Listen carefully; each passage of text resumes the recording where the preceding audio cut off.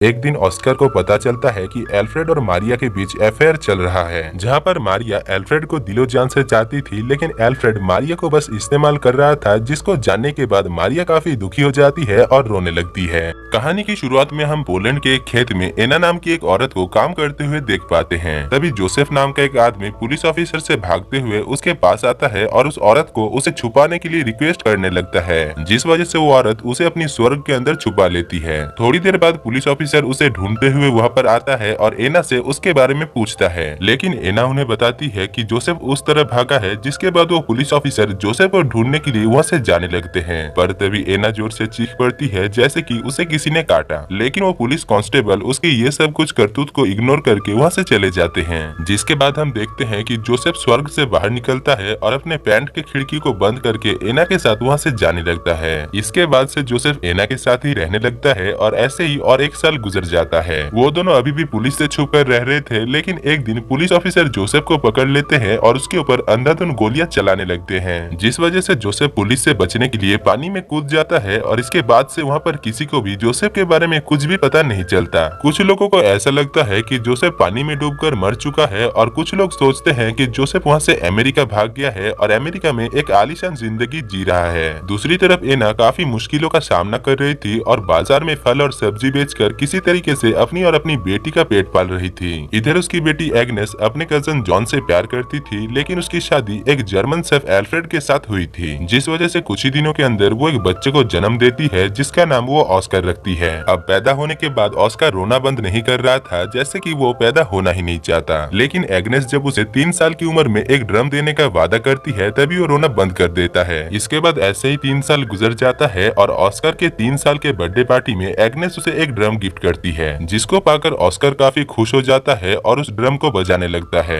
इसी दौरान ऑस्कर अपने बर्थडे पार्टी में बड़े लोगों को शराब पीते हुए देखकर उसके ऊपर बुरा प्रभाव पड़ता है और उसे बड़े लोगों के ऊपर घिन आ जाता है, जिस वजह से वो फैसला करता है कि वो कभी भी बड़ा नहीं होगा और वो हमेशा ऐसे ही छोटा बनकर रहेगा। इसीलिए वो एक कठोर प्रतिज्ञा लेता है और छत से कूद जाता है। उस दिन के बाद से ऑस्कर एक बच्चा ही रह जाता है और उसकी फिजिकल ग्रोथ भी बंद हो जाता है। वो अपने साथ हमेशा अपने फटे हुए ड्रम को रखता है और वो उस ड्रम को किसी को भी नहीं देता। इसी दौरान एक दिन जब उसके पास से उस ड्रम को छीना जा रहा था, तभी उसे पता चलता है कि उसकी चीखने की ताकत इतना ज्यादा है कि इससे वो किसी भी कांच और कान के पर्दे को फटा सकता है। जिसके बाद वो अपनी इस अनोखी कला को अपने दोस्तों को भी दिखाता है और ऐसे ही फिर से और 3 साल गुजर जाता है। ऑस्कर अभी 6 साल का हो चुका था, पर ऑस्कर अभी भी उस ड्रम को अपने से दूर नहीं रखता था और कोई भी अगर उससे उस ड्रम को छीनने की कोशिश करता था तो वो चीख कर शीशे को तोड़ देता था। दूसरी तरफ उसके माता और पिता बस यही सोच रहे थे कि ऑस्कर बड़ा क्यों नहीं हो रहा है। एग्नेस हर मंगलवार को ऑस्कर को लेकर शहर जाती है, जहां पर वो ऑस्कर को एक दुकान में छोड़कर जॉन के साथ मंगलवार में मंगल कार्य करने के लिए जाती है। लेकिन एक दिन ऑस्कर अपने माँ को जॉन के साथ मुंह काला करते हुए देख लेता है। खैर, इसके बाद फिर से और कुछ साल गुजर जाता है और ऑस्कर जब 12 साल का हो जाता है, तभी उसके माता पिता उसे एक दिन सर्कस दिखाने के लिए लेकर जाते हैं। वहाँ पर काफी सारे बौने लोगों को देखकर ऑस्कर के माता पिता को लगता है कि शायद ऑस्कर भी एक बौना बच्चा है, इसलिए वो बड़ा नहीं हो रहा है। अब शो के खत्म होने के बाद ऑस्कर वाइग्रा नाम की एक बौने आदमी से मिलता है, जो कि ऑस्कर को देखकर समझ जाता है कि ऑस्कर उसी की तरह ही एक बौना है। साथ ही साथ वो ऑस्कर की कांच तोड़ने वाली अनोखी पावर को भी देखता है, जिसको देखकर वो ऑस्कर को उसके साथ सर्कस में काम करने के लिए कहता है। दूसरी तरफ ऑस्कर के माता पिता जब ऑस्कर को वाइग्रा के साथ बात करते हुए देखते हैं, तभी वो लोग काफी परेशान हो जाते हैं। इसके बाद हमें पता चलता है कि सेकेंड वर्ल्ड वॉर शुरू हो चुका है और पोलैंड में नाजी जर्मन सेना धीरे धीरे आ रहे हैं और वो लोग ज्यूस लोगों के ऊपर टॉर्चर कर रहे हैं। इधर एग्नेस ऑस्कर को जिस दुकान पर छोड़कर जाती है, उस दुकान का मालिक मार्कस एक ज्यूस था और वो एग्नेस को पसंद भी करता था, इसलिए वो एग्नेस को उसके साथ लंदन चलने के लिए कहता है, लेकिन एग्नेस उसके साथ जाने से मना कर देती है और अपने घर वापस आ जाती है। इसके बाद से एग्नेस ऑस्कर को लेकर काफी परेशान रहने लगती है और डिप्रेशन में ज्यादा से ज्यादा मछलियाँ खाने लगती है, जबकि मछली खाने से उसे सख्त एलर्जी थी।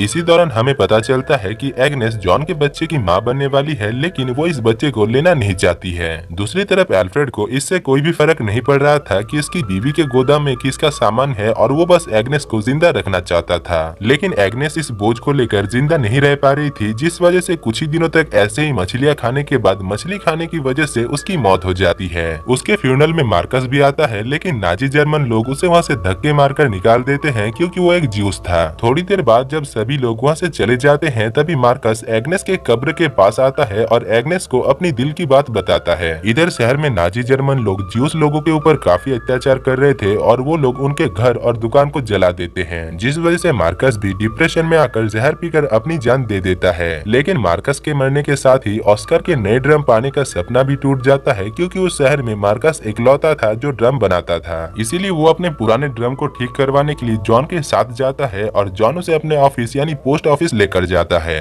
अब वहाँ पर पहुंचकर जॉन को पता चलता है कि नाजी जर्मन सिपाही उनके ऊपर हमला करने वाले हैं। इसीलिए पोस्ट मास्टर जॉन को भी एक गन देकर नाजी जर्मन के साथ उसे लड़ने के लिए कहते हैं। उस दिन वहाँ पर एक काफी भयानक हमला होता है, जिससे कि वो पोस्ट मास्टर घायल हो जाता है जो कि इस हमले को लीड कर रहा था। यहाँ पर ऑस्कर और जॉन उसे बचाने की काफी कोशिश करता है, लेकिन वो दोनों उसे बचा नहीं पाते। इसके बाद नाजी जर्मन सिपाही पूरे पोस्ट ऑफिस में आग लगा देते हैं और जॉन के साथ साथ बाकी सारे लोगों को बंदी बनाकर उन्हें जान से मार डालते हैं। दूसरी तरफ ऑस्कर किसी तरीके से एक पागल आदमी की वजह से नाजी जर्मन सिपाहियों से बच जाता है। अगले सीन में हम देखते हैं कि एल्फ्रेड मारिया नाम की एक 16 साल की लड़की को अपने घर के काम में रखता है, जहाँ पर वो ऑस्कर की भी ख्याल रखती है। यहाँ पर ऑस्कर मारिया के साथ रहकर उसके प्यार में पड़ जाता है और उसे चाहने लगता है। उधर मारिया को लग रहा था कि ऑस्कर एक बच्चा है, पर ऑस्कर और मारिया दोनों की ही उम्र बराबर थी, जिस वजह से ऑस्कर मारिया के काफी करीब आ जाता है और मारिया को लेकर उसका विचार भी कुछ अलग ही था। खैर एक दिन ऑस्कर को पता चलता है कि एल्फ्रेड और मारिया के बीच अफेयर चल रहा है, जहाँ पर मारिया एल्फ्रेड को दिलो जान से चाहती थी, लेकिन एल्फ्रेड मारिया को बस इस्तेमाल कर रहा था, जिसको जानने के बाद मारिया काफी दुखी हो जाती है और रोने लगती है। इधर ऑस्कर मारिया को जब संभालने की कोशिश करता है, तभी मारिया उसके ऊपर गुस्सा होकर उसे धक्का दे देती है और उसे बोना कहकर गालियां देने लगती है। थोड़ी देर बाद जब उसका गुस्सा शांत होता है, तभी वो ऑस्कर के पास आकर उससे माफी मांगती है, पर बदले में ऑस्कर उसे मारकर वहाँ से चला जाता है। अगले सीन में हम देखते हैं कि मारिया एल्फ्रेड के बच्चे की माँ बनने वाली है, लेकिन ऑस्कर उस बच्चे को मारना चाहता है। पर वो जब उस बच्चे को मारने की कोशिश करता है, तभी मारिया उसे रोक लेती है। इसके बाद कुछ ही दिनों में मारिया एक बच्चे को जन्म देती है, जिसको पाकर घर के सभी लोग काफी खुश होते हैं सिवाय ऑस्कर के। यहाँ पर हमें पता चलता है कि ऑस्कर को ऐसा लग रहा था कि वो बच्चा उसका है, इसीलिए वो उस बच्चे को काफी प्यार और दुलार देता है, जैसे कि वो उस बच्चे का पिता है। दूसरी तरफ ऑस्कर की पड़ोसन लीना अपने पति से खुश नहीं थी, क्योंकि उसका पति एक गे था और वो अपनी बीवी से ज्यादा नाजी जर्मन लड़कों के साथ वक्त गुजारता था। पर एक दिन जर्मन लोगों ने उसे नाजी जर्मन लड़कों के साथ गलत काम करते हुए देख लिया और सजा के तौर पर उसे जान से मार दिया गया। इधर ऑस्कर का दोस्त वाइग्रा सेकेंड वर्ल्ड वॉर के वक्त नाजी जर्मन सिपाहियों के लिए काम कर रहा था, इसलिए वो ऑस्कर को भी उसके साथ काम करने के लिए पेरिस चलने के लिए कहता है, जिसके बाद से ऑस्कर वाइग्रा के साथ नाजी जर्मन लोगों को एंटरटेन करने का काम करने लगता है और इसी दौरान वो रोजलेती नाम की एक लड़की से प्यार भी करने लगता है, जो कि दरअसल उसी की तरह ही छोटा पैकेट और बड़ा धमाका थी। अब ऑस्कर की वहाँ पर काफी अच्छी तरीके से कट रही थी, लेकिन तभी एक दिन अमेरिकन सोल्जर उस जगह पर हमला करते हैं और इस हमले के चलते रोजलेती की राम नाम सत्य हो जाता है और ऑस्कर के पास से उसका इकलौता प्यार भी छिन जाता है। इसके बाद ऑस्कर फिर से अपने घर वापस आता है, जहाँ पर वो मारिया के 3 साल के बेटे को एक ड्रम गिफ्ट करता है, जैसे कि उसे बचपन में उसकी माँ ने दिया था। यहाँ पर मारिया ऑस्कर को पसंद नहीं कर रही थी और ऑस्कर के वापस आने पर उसे थोड़ा भी अच्छा नहीं लग रहा था, लेकिन एल्फ्रेड ऑस्कर के आने पर काफी खुश था, क्योंकि बाप तो बाप ही होता है। दूसरी तरफ शहर में चारों तरफ दंगे फसाद चल रही थी, क्योंकि इस वक्त सेकेंड वर्ल्ड वॉर काफी जोरों शोरों से चल रहा था और नाजी जर्मन सिपाही आम ज्यूस लोगों के ऊपर टॉर्चर करके उन्हें जान से मार रहे थे, जिस वजह से एल्फ्रेड अपने फैमिली के साथ साथ लीना को लेकर पूरा दिन बेसमेंट में छुपा रहता था और सिर्फ रात में ही खाने की तलाश में बाहर आता था।